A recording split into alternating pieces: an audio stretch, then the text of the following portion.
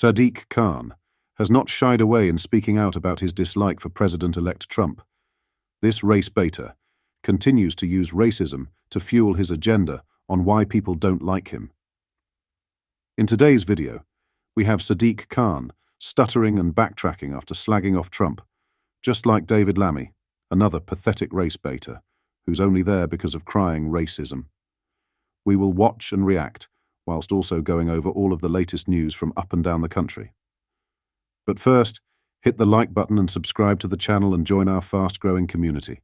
Just a quick one to say we have new Stuck Farmer t-shirts available on our store. Go grab them now. They are available at britishstand.com or check the link in the description. So just a reminder, this is what he was saying about Trump on a recent podcast. If I wasn't this colour skin, if I wasn't a practicing Muslim, he wouldn't have come for me. He wasn't coming for me because I'm 5'6", right? He's come for me because of, let's be frank, my ethnicity and my religion. So it's incredibly personal. What worries me, though, is not about me and my family. What worries me is the fact that he's the leader of the free world. You know, America's like a lighthouse. You know, they can be somebody that's a source of good, ripples of hope and love, but also ripples of hate. So, you know, the fact that I was speaking out against somebody whose policies were sexist, homophobic, Islamophobic, racist, wasn't because, you know, I wanted to come to his attention, but because I have a responsibility to speak out if I think something's affecting not just Londoners, but affecting all of us. Would I do it again? Absolutely, because you've got to speak truth to power. Now, in a more recent interview, he has said this. Sexist, homophobic, Islamophobic, racist. You've returned to that accusation that you made previously. What does that achieve?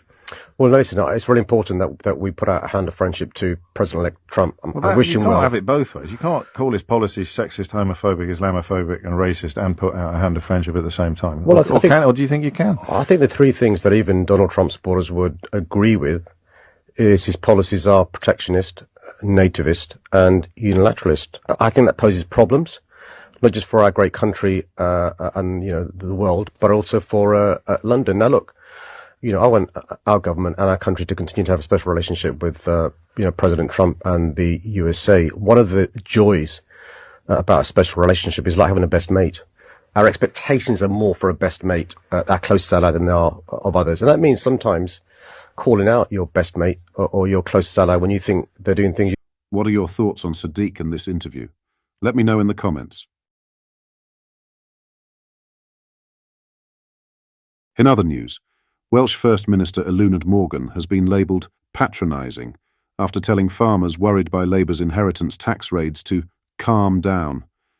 Baroness Morgan had said only a tiny proportion of farms would be impacted by the tax raids, but admitted the number was still being assessed. With a tractor protest outside Labour's Welsh conference set for November 16th, the First Minister told the BBC, "I just think we should just all calm down a bit until we are clear about how many farms will be affected." Her calls for calm have provoked the opposite. Farmers are furious, and Senedd opponents have labelled her out of touch. Plaid Cymru's Sifin Campbell said farmers were rightfully worried about the impact Labour's budget will have on them. Campbell added, telling them to calm down. Really? How much more out of touch can you get? He said the Baroness Morgan should demand the UK Labour government scrap the changes to inheritance tax and ensure fair funding for agriculture. While Andrew R.T. Davies, the Conservative leader in the Welsh Senedd, said her remarks show how little this Labour Welsh government understands the rural community. Davies also warned that this new death tax might well spell the end for family farms, adding, "This decision has to be reversed because no farmers means no food." While Mo Metcalfe-Fisher, the Director of External Affairs at the Countryside Alliance, said, "Talk about misjudging the public mood." These patronising comments suggest the First Minister is lacking in basic empathy for the people that feed us and maintain our countryside, despite the many obstacles in their way. Rather than tell farmers how to behave, perhaps the government should prioritise clearing up exactly how many farms will be affected by this appalling family farm tax. This is increasingly becoming a political and PR crisis. Hundreds of farmers are set to descend on the Welsh Labour Conference in Llandudno on Saturday, with many expected to bring tractors, muck spreaders and other equipment into the town. Then, just 3 days later, thousands are slated to protest on Parliament Square on Tuesday, with organisers threatening direct action if ministers fail to listen to farmers' demands.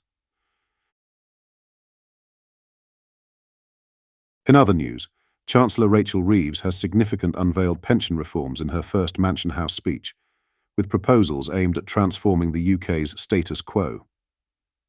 The reforms centre on two key initiatives: the creation of pension megafunds and changes to local government pension scheme LGPS pooling. These changes are being positioned as transformative measures designed to strengthen retirement outcomes while boosting investment in UK industries and economic growth. Industry experts have already begun weighing in on the proposals, which represent what the Chancellor describes as the biggest pension reforms in decades. The plans aim to leverage pension funds to enhance both economic development and retirement savings performance. But what do these reforms mean for the country and your wallet? What are pension megafunds? Lisa Picardo, the Chief Business Officer UK at Pension B, suggests the creation of pension megafunds could bring significant scale benefits to the UK pension landscape.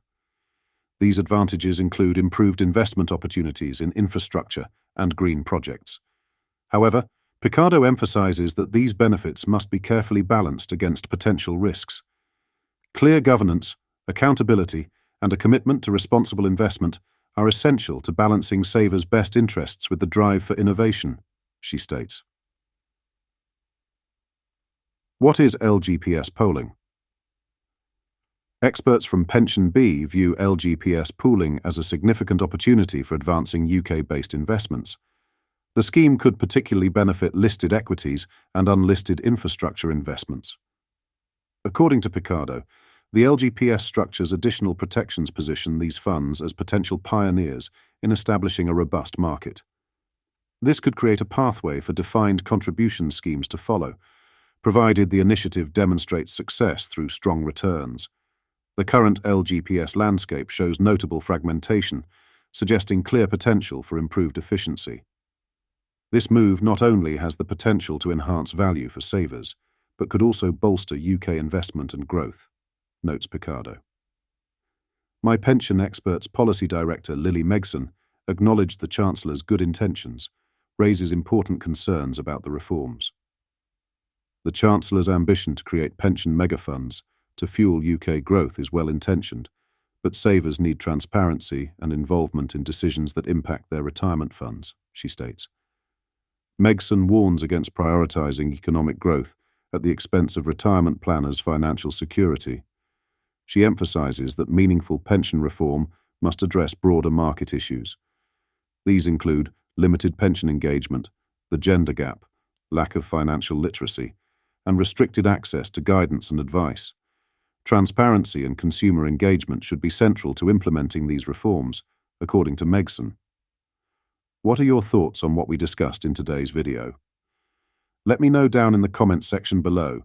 If you've not yet already, make sure you do drop a like on this video and subscribe to the channel for more British content. Thank you. Take care. Goodbye.